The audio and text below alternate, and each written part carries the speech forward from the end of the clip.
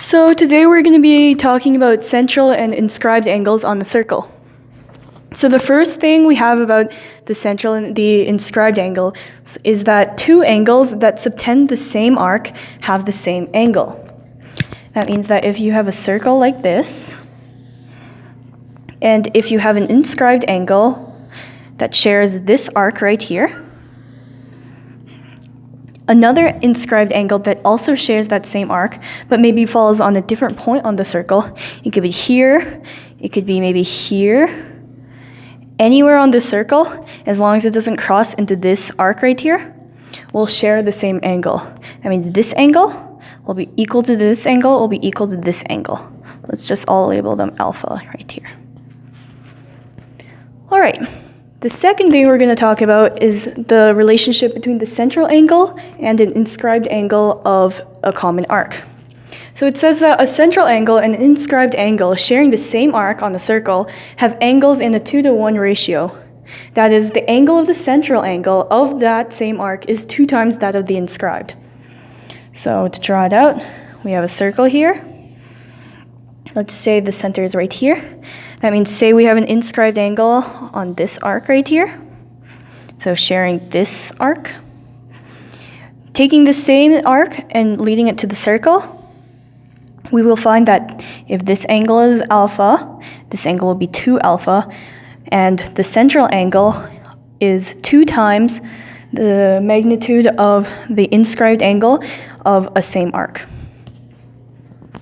So these two are the main theorems of the central and inscribed angle. There's one more property of angles that I think you should know. So let's erase all this.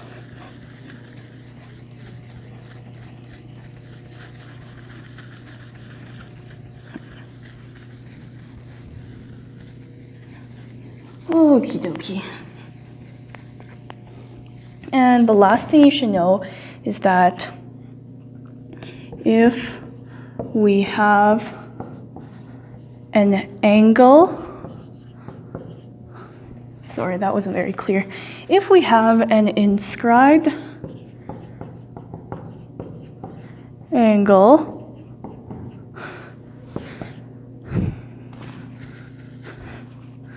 whose